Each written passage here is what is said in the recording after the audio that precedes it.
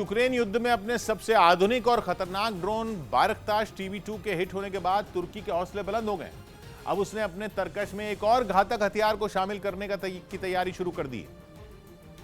और तुर्की का यह नया घातक हथियार है अल्ताय टैंक, जिसका नाम तुर्की की सेना के खूंखार कमांडर के नाम पर रखा गया है। यही नहीं, पायलट प्रोजेक्ट के तौर पर कुछ टैंक तैयार भी किए जा चुके हैं।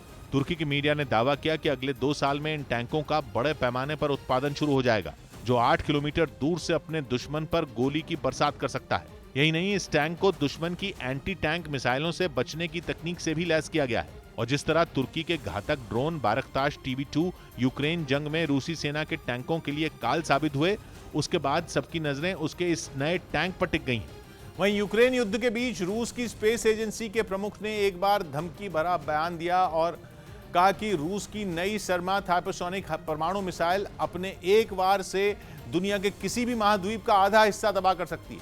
रूस ने पिछले महीने ही परमाणु बम दागने वाली अपनी सबसे ताकतवर मिसाइल का परीक्षण किया था, जिसका वैसे तो नाम सरमात है, लेकिन अमेरिका जैसे पश्चिमी देश उसे सेटन यानी शैतान कहते हैं।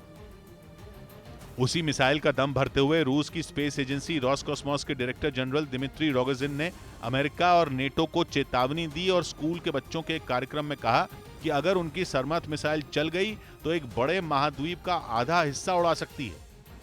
Такая ракета может снести половину берега.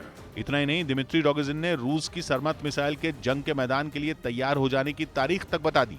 उन्होंने कहा कि पतझड़ का मौसम शुरू होने तक उनकी मिसाइल दुश्मन पर वार करने के लिए बिल्कुल तैयार होगी और रूस में पतझड़ का मौसम सितंबर में शुरू होता है।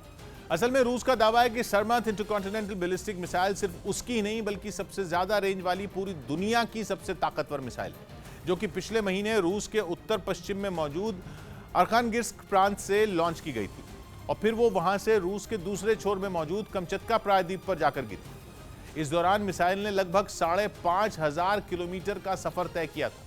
दावा है कि पुतिन के इस हथियार का मुकाबला मुमकिन ही नहीं। रूस की इस मिसाइल को मार गिराने वाला एयर डिफेंस सिस्टम बना ही नहीं, क्योंकि सरमत मिसाइल की स्पीड 25,000 किलोमीटर प्रति घंटा से भी ज्यादा है और उसकी रेंज है 18,000 किलोमीटर, यानी दुनिया के बड़े से बड़े शहर रूस की मिसाइल की जद में, यहां तक कि अमेरिका भी।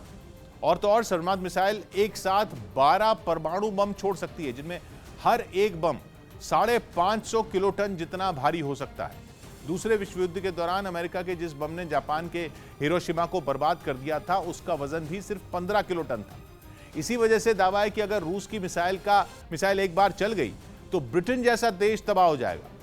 और तो और वो अपने महज एक हमले में फ्रांस के साइज जितने देश को भी दुनिया के नक्शे से मिटा देगी। उधर रूस के रिटायर्ड कर्नल मिखाइल खोदरनॉक ने दावा किया कि यूक्रेन में अब पुतिन की सेना अमेरिकी तोप M777 को निशाना बनाएगी। बताया गया कि जंग में यह तोप रूस को तगड़ा नुकसान पहुंचा रही है, इसलिए अब यह प्लान तैयार किया गया कि M777 तोप को चुन चुन कर ध्वस्त किया जाए। ये चेतावनी एक रूसी चैनल पर सेना में रहे मिखाइल खोदरनॉक ने दी, यानी जो अमेरिकी टैंक युद्ध में यूक्रेन की ताकत बने हैं उनको निशाना बनाया जाएगा। Наиболее приоритетными целями в ближайшее время для наших подразделений и частей. जंग के मैदान में नहीं बल्कि उन ठिकानों को भी निशाना बनाया जाएगा जहां ये तोपें छिपाकर रखी गई हैं। Думаю, такая задача перед вооруженными силами стоит, и в ближайшее время она будет реализована. असल में यूक्रेन को अमेरिका से मिली M777 तोप टैंकों और बख्तरबंद गाड़ियों के पलक झपकते ही चिथड़े उड़ा देती है, जबकि वजन में हल्की होने की वजह से इसे कहीं भी आसानी से ले जाया जा सकता है।